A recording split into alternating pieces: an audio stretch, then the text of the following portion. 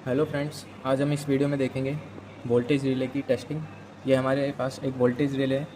ये जो old model के रेफ्रिजरेशन सिस्टम होते थे, रेफ्रिजरेशन और एयर कंडीशनिंग सिस्टम, उनमें यूज़ की जाती थी।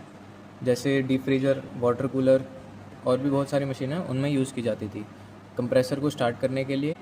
स्टार्टिंग में जब कंप्रेसर को हाई टॉर्क की ज़रूरत होती थी तो उसमें हम स्टार्टिंग कैपेसिटर लगाते थे जो कि 240 वोल्ट का होता है, तो जिसे हमें सर्किट से अलग करना होता है, नहीं तो वो बस्ट हो जाता है। इसीलिए हमारी ये रिले यूज़ की जाती है स्टार्टिंग कैपेसिटर को सर्किट से अलग करने के लिए। सबसे पहले हम इसके टर्मिनल देखते हैं। इसमें टोटल 4 टर्मिनल होते हैं, 1, 2, 4 और 5। इसमें तीन नंबर का टर्मिनल नहीं होता है। अभी इसकी टेस्टिंग देखते हैं सीरीज़ टेस्ट लैम्प बोर्ड की सहायता से। अब हम इसकी टेस्टिंग देखते हैं। ये हमारे पास एक सीरीज़ टेस्ट लैम्प बोर्ड है। अब इससे हम टेस्टिंग करेंगे इसकी। जब हम सीरीज टेस्ट लैम्प बोर्ड से इसे चेक करेंगे तो 1 नंबर और 2 नंबर पे हम दोनों वायर लगाएंगे सीरीज बोर्ड के, तो बल्ब हमारा ग्लो करेगा। और 2 और 5 पे लगाएंगे तो इसमें किट किट की एक आवाज़ आएगी, जिससे हमें पता चलेगा। में कॉइल होती है जिसमें मैग्नेटिक फील्ड जनरेट होती है, जिसमें प्लंजर अट्रैक्ट होगा, जिससे किट किट की साउंड आएगी। और 1 और 5 पे जब हम इसमें सप्लाई देंगे सीरीज बोर्ड के द्वारा, तो इसमें एक चैटरिंग की साउंड आएगी।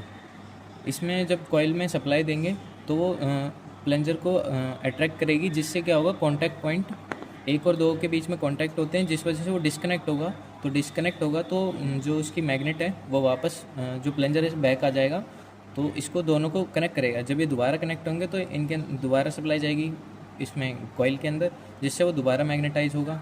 तो ऐसे करके एक सर्कल चलता रहेगा जब तक हम इसमें सप्लाई रखेंगे। और जो हमारा 4 नंबर का पोर्ट होता है, जिसमें टोटल 4 थिम्बल होते हैं, इसमें कोई भी इनमें से किसी का कोई संबंध नहीं होता है। ये ओपन होता है, ये एक तरह से कॉमन पोर्ट होता है। अब हमने ये रिले का कवर हटा लिया है। हमारे पास ये 2 सप्लाई के वायर है, सीरीज टेस्ट लैम्प बोर्ड के द्वारा ये आ रही है। अब हम इससे चेक करेंगे। सबसे पहले हमने देखा था 1 और 2 में सप्लाई देंगे तो हमारा बल्ब ग्लो करेगा। तो हमारा 1 और 2 पोर्ट ये रहे, तो अब हम इसमें सप्लाई देंगे। तो हमने 1 और 2 पे लगाया तो ये बल्ब ग्लो कर रहा है। तो आपस में जो इसके कांटेक्ट पॉइंट है वो इनिशियल कंडीशन में जुड़े रहते हैं, वो मैं आपको दिखाता हूँ। ये जो कांटेक्ट पॉइंट है ये 1 और 2 नंबर से आए हुए कांटेक्ट पॉइंट है। ये आपस में इनिशियल कंडीशन में जॉइंट होते हैं। जब हम कॉइल में सप्लाई देते हैं, एक प्लंजर होता है मेटल का, ये इसे अट्रैक्ट करता है, जिस वजह से ये जो कांटेक्ट पॉइंट होता है ये डिस्कनेक्ट हो जाते हैं। तो अभी हमने 1 और 2 में चेक कर लिया, इसमें हमारा बल्ब ग्लो कर रहा है। तो अब हम 2 और 5 में सप्लाई दे के देखते हैं। 2 और 5 में हमारा किट किट का साउंड आएगा। जब हम लगाएंगे, लगाते समय और हटाते समय दोनों में साउंड आएगा। जैसे हमने लगाया साउंड आया था, अब हम हटाएंगे तब साउंड आएगा। तो ये साउंड आता कहाँ से है? ये हमारी एक इसमें कॉइल में मैग्नेटिक फील्ड बनती है, तो ये प्लंजर इससे अट्रैक्ट होता है, जिससे ये किट किट का साउंड करता है। तो इसके 2 नंबर पॉइंट ये है और 5 ये है। तो अब हम इसमें बाहर से सप्लाई देके देखते हैं। जैसे 2 का पॉइंट ये है और 5 का ये ऑरेंज वाली वायर कॉइल से निकल के यहाँ आ रही है। तब हम लगाते हैं इसमें। हमने ऑरेंज वाली में लगाया और 2 पॉइंट में लगाया, तो आप देख सकते हो ये जो प्लंजर है ये मैग्नेटिक फील्ड बनने के कारण इसमें अट्रैक्ट होगा। तो जब इसमें मैग्नेटिक फील्ड बनेगी, ऐसे अट्रैक्ट होगा, तो ये आपस में ये जो कांटेक्ट है 1 और 2 के बीच में ये डिस्कनेक्ट हो जाएंगे। अब हम देखेंगे 1 और 5 के बीच में सप्लाई देने पे क्या होगा। हमने पहले देखा था 1 और 5 के बीच में सप्लाई देंगे तो हमें चैटरिंग की साउंड आएगी। तो हमारा 1 और 5 ये रहा, तो हम 1 पे और 5 पे देखेंगे तो हमारी कुछ चैटरिंग की साउंड आ रही है। ये जब तक आएगी जब तक हम इसमें सप्लाई दे के रखेंगे। तो अब हम पीछे से लगा के इसमें चेक करते हैं, इस तरफ से 1 और 5 पे लगा के देखते हैं इसमें साउंड आ कहाँ से रही है। मैंने यहाँ 1 पे लगाया, 1 मिनट, मैंने यहाँ 1 और 5 पे लगाया, तो इसमें आप देख सकते हो ये जो प्लंजर है मैग्नेटिक फील्ड बन रही है, जिससे अट्रैक्ट हो रहा है और वापस डिस्कनेक्ट हो रहा है, हट रहा है।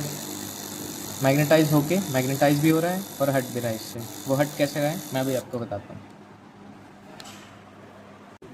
तो जब हमने 1 और 5 के बीच में सप्लाई दी थी, दोनों पे सप्लाई दी, तो इनके बीच 1 और 2 के बीच में कॉन्टैक्ट पॉइंट होता है जो इनिशियल कंडीशन में जॉइंट होते हैं, कनेक्टेड होते हैं। तो जब हमने 1 और 5 के बीच में सप्लाई दी तो 1 से सप्लाई होती हुई 2 पे गई और 5 पे हमने दे रखी थी, जिसमें मैग्नेटिक फील्ड बनी कॉइल पे, कंप्लीट हो गया कॉइल पे सर्किट, जिससे मैग्नेटिक फील्ड बनी, जिससे अट्रैक्ट करके इसमें मैग्नेटिक फील्ड बनी। ये जो प्लंजर है इसने अट्रैक्ट किया, तो यहाँ से इस वाले कॉन्टैक्टर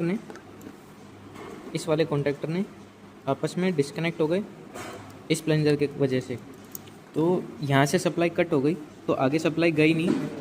तो ये जो प्लंजर है ये वापस आ गया तो ये दोबारा कॉन्टैक्ट बनी, दोबारा जुड़े, तो दोबारा जुड़ने के कारण ये वापस सप्लाई बनी, तो ये दोबारा कॉन्टैक्ट मैग्नेटिक फील्ड का मैग्नेटिक बनी इसमें, तो दोबारा कनेक्ट हुई। ऐसे एक साइकिल जब तक चलता रहेगा जब तक हम इसमें सप्लाई 1 और 5 के बीच में लगा कर रखेंगे। ये इंटीरियर वायरिंग कनेक्शन होता है इसके अंदर का। तो आप इस तरह से इस रिले को चेक कर सकते हो सीरीज बल्ब के द्वारा। 1 और 2 के बीच में लगाने पे बल्ब ग्लो करेगा, 2 और 5 के लगाने के बाद किट किट का साउंड आएगा, और 1 और 5 पे लगाने पे हमारा चैटरिंग साउंड होएगा, और जो चौथा नंबर पोर्ट होता है वो हमारा ओपन होता है। तो कुछ इस प्रकार से हमारी टेस्टिंग होगी इस सीरीज टेस्ट लैम्प बोर्ड के द्वारा। Thank you.